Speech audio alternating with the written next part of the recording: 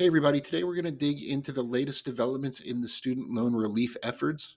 So before we get into the save plan, please take a minute and click subscribe to my channel if you don't already, and take a minute to check out the link you see on your screen for a message from my sponsor, The Motley Fool. It's the best way to support this work I do, and you can get the best stocks to buy right now.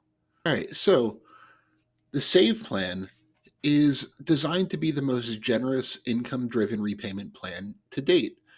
So the Biden administration recently officially rolled this out. You can now sign up for it, but we'll get to that in a minute. It's the SAVE plan. It stands for Saving on a Valuable Education. Most of the income-driven repayment plans stand for something. You have the REPAY plan, which stands for Revised Pay as You Earn, just to name one example.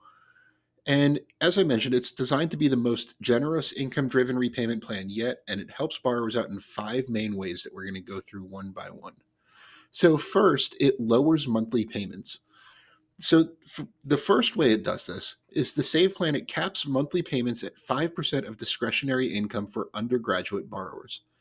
Now, the standard percentage for graduate borrowers is 10%. That's the same as with its predecessor repayment plans.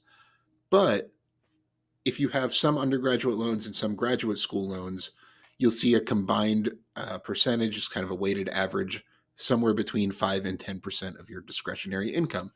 So pretty much everybody will save money on this plan.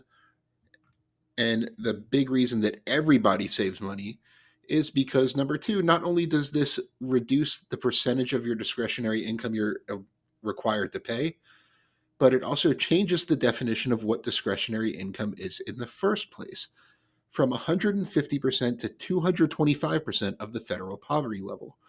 Now, we're not going to get into what the federal poverty level is. It depends on your family size and to some extent where you live. In Alaska and Hawaii, it's higher than everywhere else. So, but the net effect is that any family of four that earns $67,500 or less won't have any student loan payments at all. Single borrowers that earn $32,800 or less would get no monthly payments at all as well. So if you have a family size in between, let's say you're married with no children, or you have a family of size of three, or if you have a larger family size, use those as general guidelines to estimate whether or not you might qualify for no student loan payments under this plan. So what could this mean? The Biden administration estimates that 20 million student loan borrowers could benefit from this plan. 1 million additional borrowers, some borrowers qualify for zero minimum payments right now, under existing income-driven plans, but the SAVE plan should open that up to another 1 million estimated borrowers who will have no student loan payments whatsoever. So those are just one and two. Number three, no more rising balances. We've all heard student loan horror stories that go something like this. Somebody borrows $70,000 to get their undergraduate degree and then get a master's because they want to be a teacher, which isn't a very high paying position.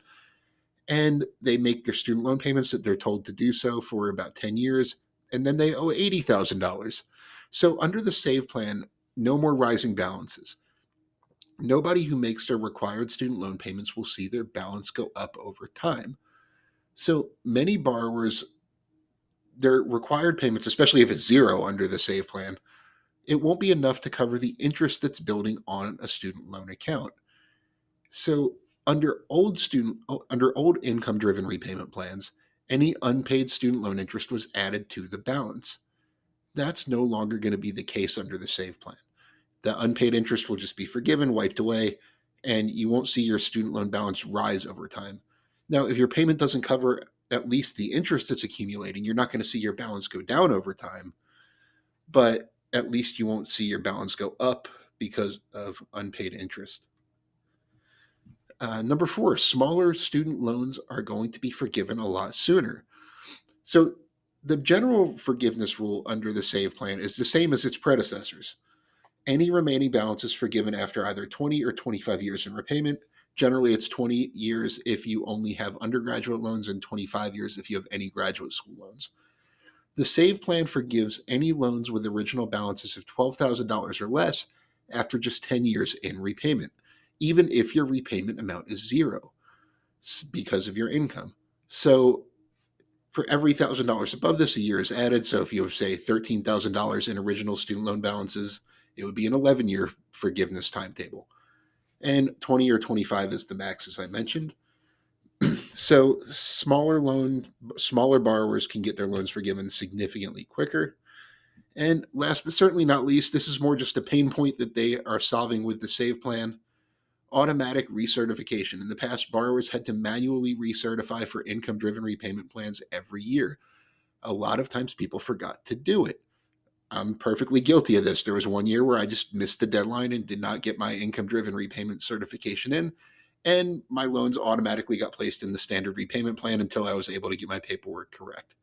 So the SAVE plan fixes this pain point and allows borrowers to opt in and have their tax information securely transmitted to the Department of Education for automatic recertification every year. So there's no need to re enroll in the SAVE plan year after year after year. Hopefully, that was a good explanation. If I left any unanswered questions, please do me a favor and leave them in the comments. I will try my best to get to each one of them individually. Once again, thank you so much for joining me. Be sure to click subscribe if you don't subscribe to my channel already. And as always, this video is sponsored by The Motley Fool. Be sure to visit www.fool.com/Frankel to receive the top 10 best stocks to buy now.